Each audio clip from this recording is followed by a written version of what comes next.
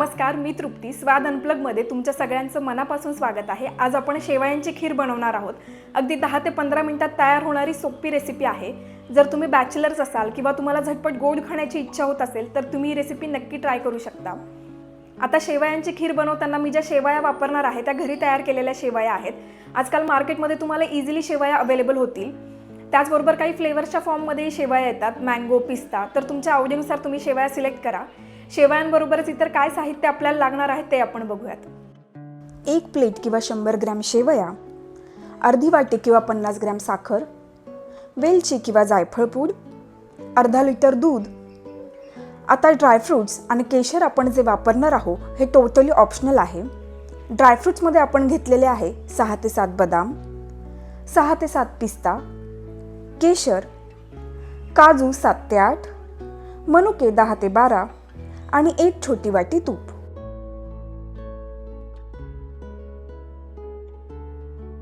आता दूध आपण गरम करायला ठेवलेलं आहे. यात आपण टाकणार आहोत केशर.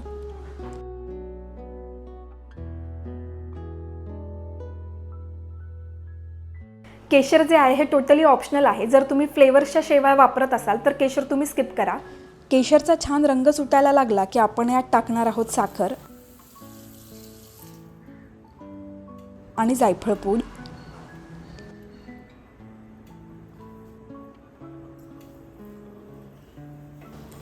हे छान मिक्स करूयात.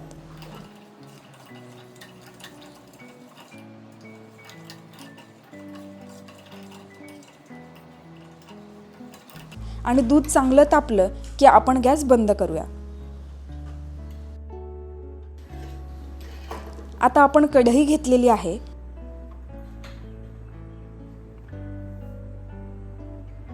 यात टाकणार आहोत तूप.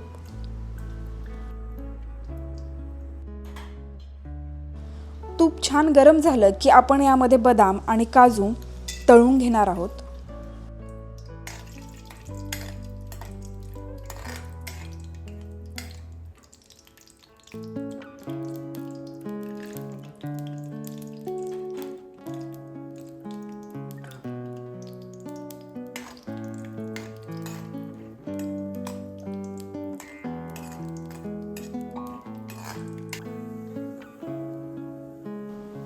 यातच आपण शेवया सुद्धा भाजून घेऊयात.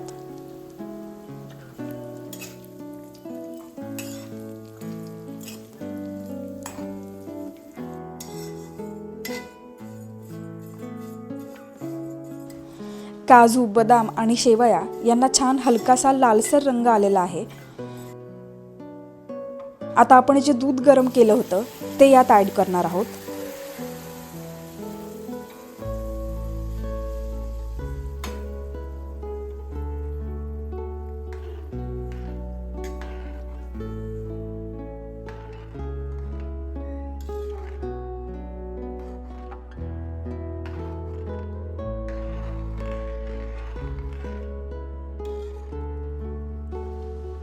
आता आपण यात ॲड करणार आहोत पिस्ता आणि मनुके.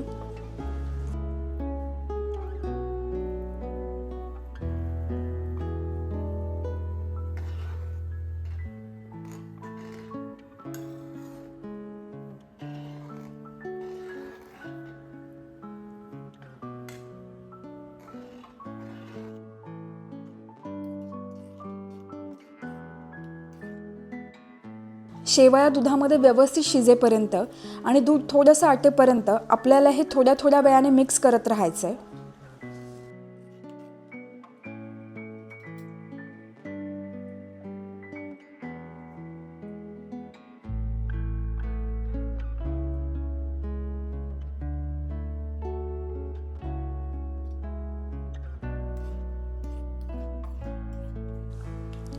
शेवया छान दुधामध्ये शिजलेल्या आहेत आणि दूधही थोडंसं आटलेलं आहे. आपली शेवयांची खीर तयार आहे.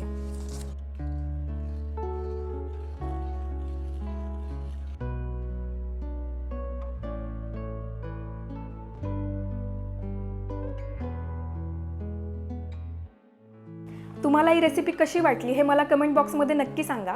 त्याचबरोबर स्वाद अनप्लग या यूट्यूब चॅनलला सबस्क्राईब करायला आणि इंस्टाग्राम पेजला फॉलो करायला विसरू नका.